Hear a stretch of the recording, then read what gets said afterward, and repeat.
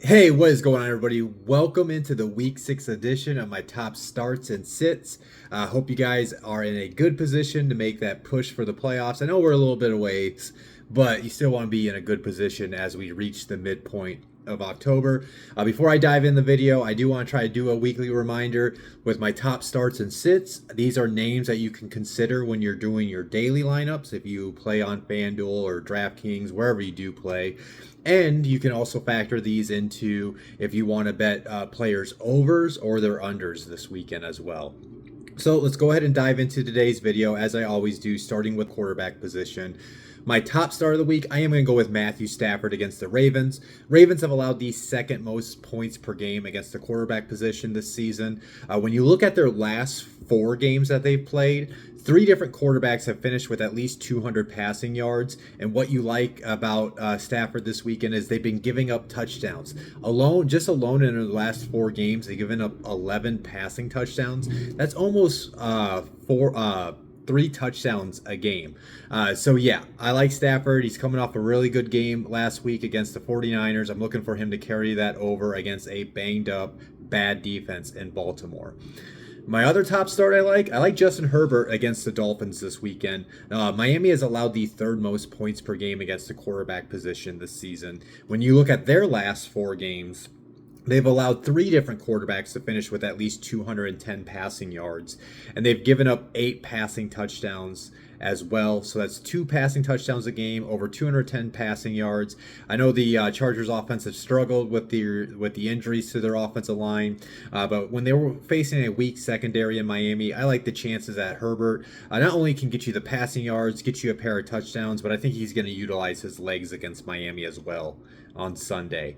Moving into my top sits of the week, I am going to go with Justin Fields against the Broncos. The Broncos have allowed the third fewest points per game against the quarterback position. Now, here's a little caveat. They have been giving up passing yards to quarterbacks over their last 4 games.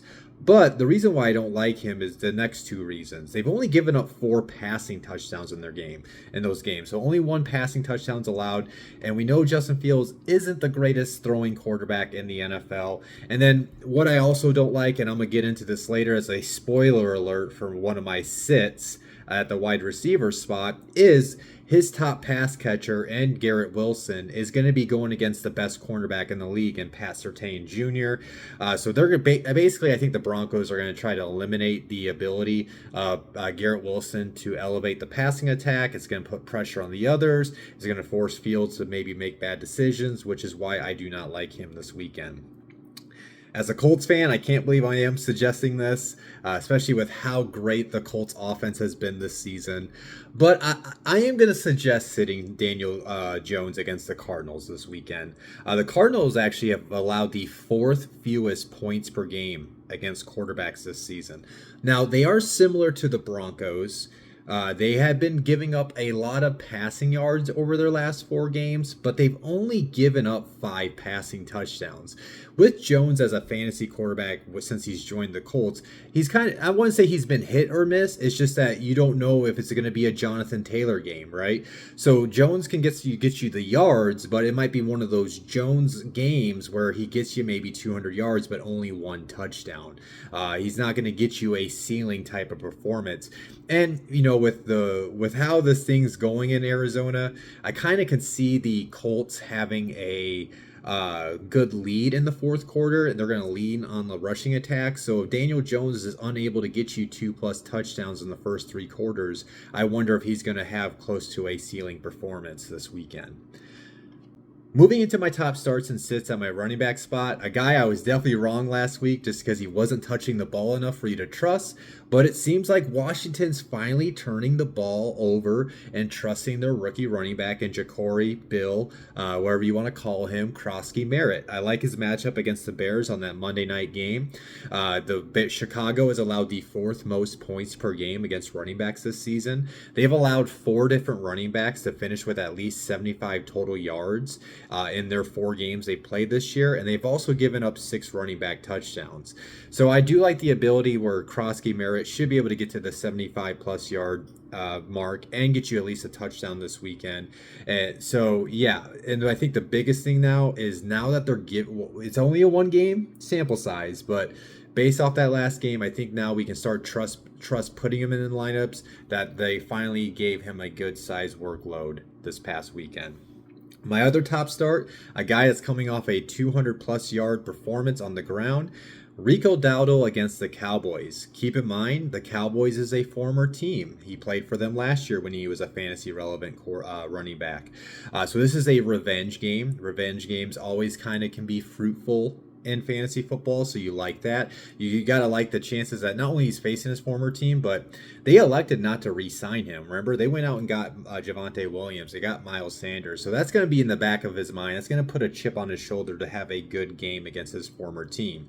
Then when you look at the matchup, he's going against the Cowboys defense, who have allowed the 6th most points per game against running backs this season. In their last 4 games, 4 different running backs have finished with at least 75 total yards. Now, they've only given up 3 running back touchdowns in their last 4 games, so that is kind of a down marker on as far as this matchup. But when I'm factoring in, it's his revenge game. I'm factoring in once they get into the closer to the end zone, he's going to get those touches. I like for him to get to this close to around the 75 plus total yards, and I think he's going to get a pair of touchdowns this weekend. Now, my top sit of the week. Yes, I'm going to suggest it. I understand why you might have to play him. Derrick Henry against the Rams. Now, I understand people might have to play him. So if you guys know me, I'm going to be saying just temper your expectations for Derrick Henry against the Rams. One of the biggest reasons is he hasn't been producing over the last few games, especially without Lamar Jackson on the field.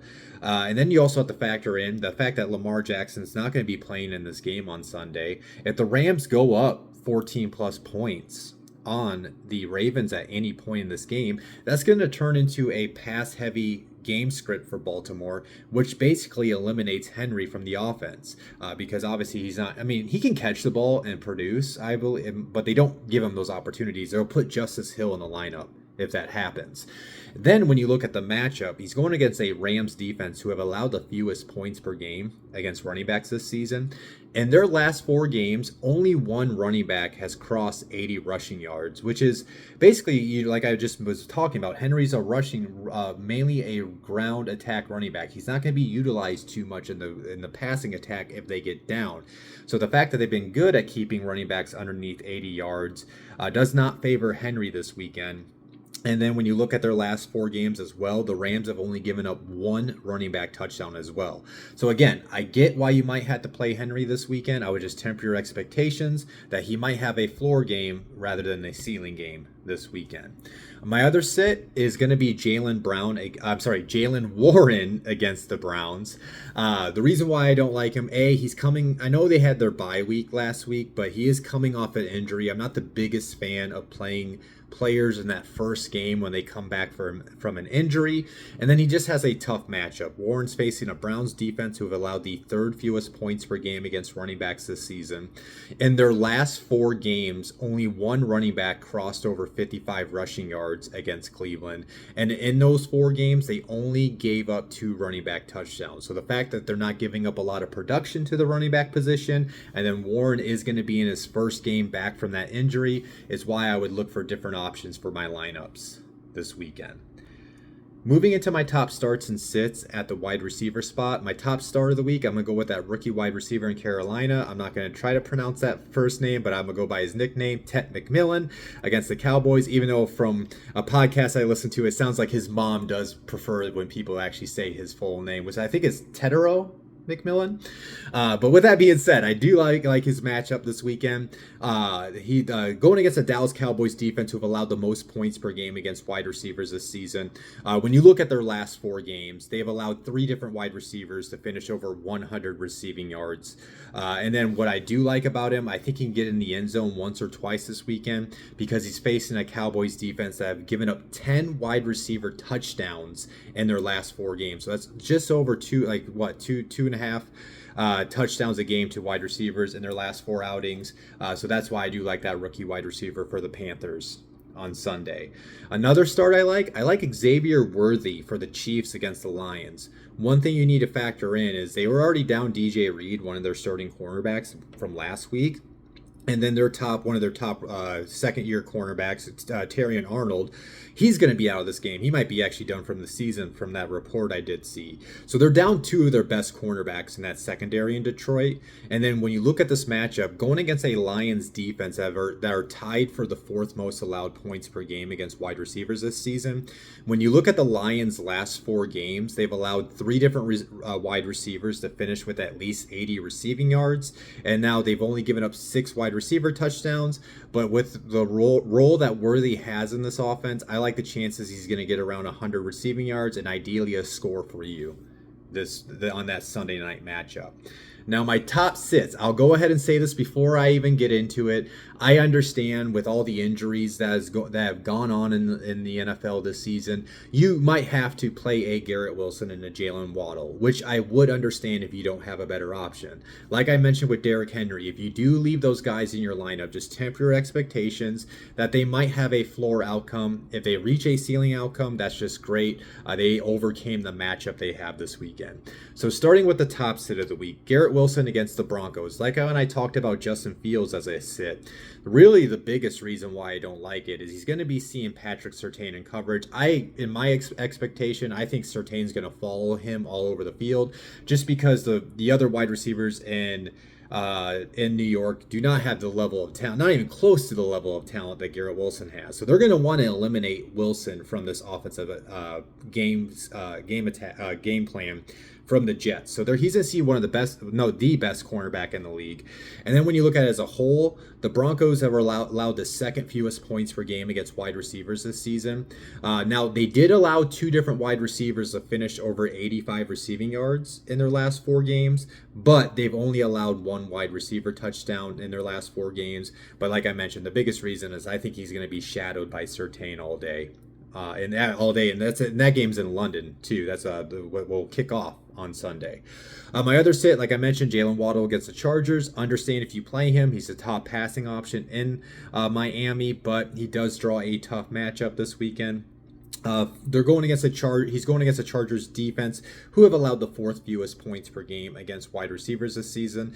Similar to the Broncos, they have given up yards to a pair of wide receivers in their last 4 games. In their last 4 games, the Chargers have allowed 2 different wide receivers across 95 receiving yards. So maybe that it could potentially benefit Warren. But what I don't like is if he's not able to get those yards, I don't know if he's going to get in the end zone and at least get you points that way, because the Chargers have only allowed 2 wide receiver touchdowns in their last 4 outings. Moving into the final segment, the lovely tight end position. Starting with my top 2 starts at tight end. My top start of the week, I'm going with the Packers tight end, Tucker Kraft against the Bengals. Going against a Cincinnati defense who have allowed the most points per game against the tight end position. In their last 4 games, the Bengals have allowed 2 different tight ends to finish with at least 45 receiving yards. And then what I like about it, they have given up 4 tight end touchdowns in their last 4 games. That's a touchdown to game to the position. Now, has that happened in each of the last 4 games? No. I think Brock Wright and Laporta this past weekend got a couple touchdowns against them. But I like the idea that I like the chances, of Kraft getting around 40 to 60 yards in this game and then ideally get you a touchdown as well. My other start I like is Jake Ferguson against the Panthers, going against a Carolina defense who have allowed the 2nd most points per game against tight ends this season. 2 different tight ends in their last 4 games have finished over at least 75 receiving yards. They've also given up 2 tight end touchdowns. Mainly the biggest reason why I like this matchup for Ferguson is the Panthers have been giving up a lot of yards to the tight end position this season. Moving into the top sits of the week, my top sit, I am going to go with Dalton Kincaid against the Falcons in that Monday night matchup between Buffalo and Atlanta. Biggest reason is just they have not been giving up tight end production this season. For Atlanta, they are allowing the fewest points per game against tight ends this year. Now, they've only played 4 games because they're coming off a bye week. In those 4 games, the most receiving yards one tight end has gotten against them is 21 receiving yards. And they have given up no tight end touchdowns this year. So those are my reasons why I don't like them. And it's kind of a similar case for Sam Laporta against the Chiefs, why I'm suggesting sitting him as well. Going to be facing a Kansas City defense who have allowed the second fewest points per game against tight ends this year. Now, the most receiving yards they have allowed to a single tight end in their last 4 games has been 30 receiving yards. And just like the Falcons, even though the Chiefs have played in 5 games, they have not allowed a tight end to score a touchdown against their defense as well. So the fact that they're not giving up yards, they haven't allowed a tight end to find the end zone quite yet this season, is why I don't like Laporta or even Kincaid this weekend. So yeah, those are my top starts and sits for week 6 of the NFL season. As always, if you guys did enjoy the video, please hit that like button. If you keep on watching my content every week, make sure you do subscribe so we can continue to see that number climb this year. You can always find me on my social media platforms. You can find me on X, TikTok, and on Instagram. My handle is @CodyTalksNFL. X is usually where I'm the most active, and I'm most likely going to reply to any comments or anything or any DMs. Then other than that, guys, you know the drill. You'll see me next Tuesday for the waiver wires and streamable defenses. I wish you guys the best of luck. Talk to you soon. Peace out.